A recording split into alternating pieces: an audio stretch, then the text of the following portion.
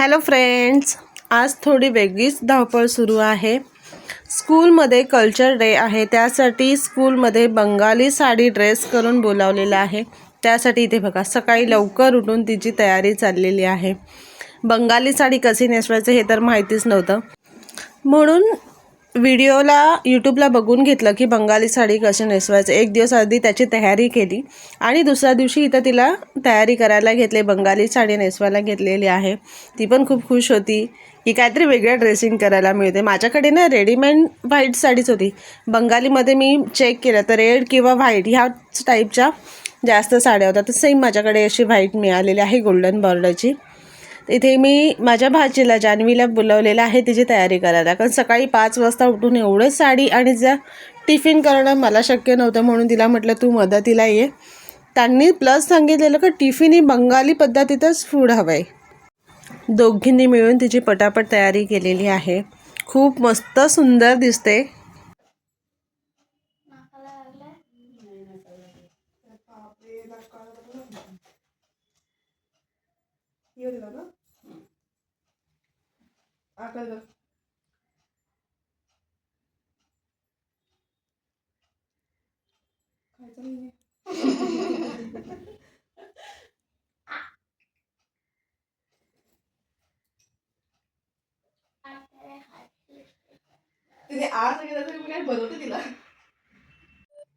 बघू, a perfect Bengali वाटते। हात काढ,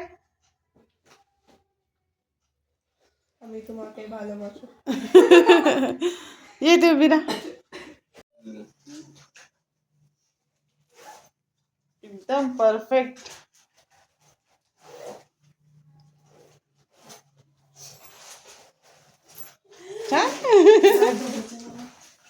तिची तयारी केली आणि लगेचच टिफिन तयार करायला घेतलं।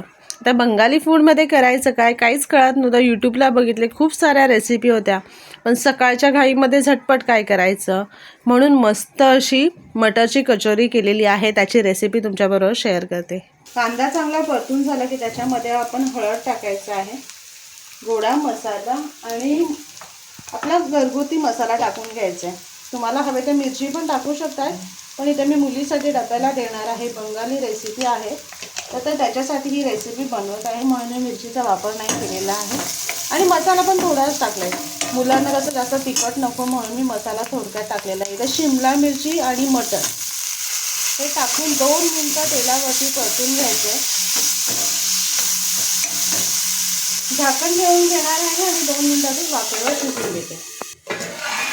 2 मिनिटं वाफेवरती शिमला मिरची आणि मटर आपण शिजवून घेतलेला आहे। आता ह्याच्यामध्ये मी बटाटा शिजवून घेतलेला आहे, बारीक कट करून घेतले। हे बटाटा टाकून त्याच्यामध्ये परतून घ्यायचं।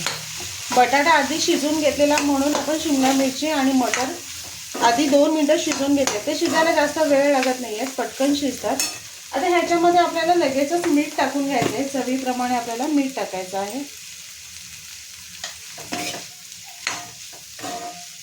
काही एक्स्ट्रा मसाले टाकायची गरज नाही आहे, घरातल्या साहित्यातून मस्त अशी रेसिपी तयार होते।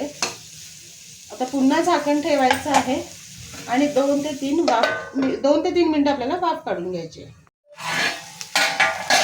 मस्त भाजी आपली शिजलेली आहे, छान। शिमला मिरची पण आपली मस्त शिजली आणि मटर सुद्धा आपला छान शिजलेला आहे। तर ह्याच्यामध्ये भरपूर सारा कोथिंबीर टाकूया आणि मिक्स करायचं। तर ही भाजी इथे आपली तयार झालेली आहे। गॅस बंद करायचा आहे आणि भाजी आपल्याला थंड करून घ्यायची। इथे मी एकीकडे पीठ भिजूनच ठेवलेलं होतं, पूर्ण रेसिपी सर्व दाखवता येत नाही सकाळच्या घाईमध्ये। पीठ नेहमी आपण चपातीसारखा भिजवतो तसाच भिजून घेतलेला आहे आणि ते छोटा गोळा आपण काढून लाटण्यासाठी घेऊयात। इथे छोटा गोळा आपण घेतलेला आहे पाटावर, त्याला दोन्ही बाजूनी पीठ लावून घ्यायचे आणि पुरी लाटतो ना असं आपल्याला लाटायचं, पण थोडंसं जाडसरच लाटायचं, एकदम पातळ नाही करायचं, कारण त्याच्यामध्ये भाजीचं जे आपण सारण भरलं ना तर ते फाटेल। हलकंसं थोडंसं जाड ठेवायचं आणि पुरीच्या आकाराचं आपण लाटून घेऊयात। इथे बघा मस्त लाटून झालेलं आहे, पीठसुद्धा छान असं सॉफ्ट भिजलेलं आहे, बघू शकताय तुम्ही, दिसतंय तुम्हाला, खूप पातळ नाही केलेलं आहे। आता ह्याच्यामध्ये आपल्याला सारण भरायचं आहे। आपण जी मटरची भाजी केलेली आहे ना ती घ्यायची आहे, आपल्याला खूप कमी भरायची नाही आणि खूप जास्तही भरायची नाही, व्यवस्थित भाजी भरायची आहे। नाही तर खूप कमी भरली ना तर ते नुसतं पीठ खायला लागतं, छान टेस्टी होत नाही आहे. म्हणून भरपूर सारा भाजीचा वापर करायचा, व्यवस्थित असं गोळा करून घ्यायचा आणि वरचा भाग जो असतो ना तो काढून घ्यायचा आहे. कारण ते तसंच दाबून ठेवलं ना तर तिथं पिठाचं एकत्र गोळा एकाच ठिकाणी होतं. कारण आपण हे लाटणार नाही आहोत. हलक्या हाताने दाब देऊन त्यांना तशीच कचोरी ठेवून द्यायची. खूप मस्त फुलते, खायला खूप टेस्टी लागतात आणि मुलांच्या आवडीचा पदार्थ होऊन जातं.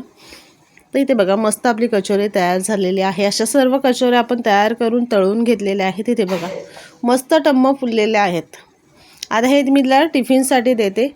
एकीकडे आपण डब्बा भरून घेऊयात, छान मस्त असं लावून तिला सॉस बरोबर खायला द्यायचं आहे. स्कूलमध्ये मुलंसुद्धा एकमेकांचा टिफिन शेअर करतात, तर त्यांनासुद्धा हे टिफिन दिल्यानंतर आयडिया मिळतात आणि खूप आवडीने खातात ते. इथे मस्त तिचा टिफिन तयार झालेला आहे. तर कशी वाटली आजची आपली रेसिपी नक्की कमेंट करून सांगा. आणि असेच आपले नवनवीन व्हिडिओ बघण्यासाठी व्हिडिओला लाईक करा, शेअर करा आणि सबस्क्राईब करा. चला तर मी भेटूयात आपण पुढच्या व्हिडिओमध्ये. Bye bye.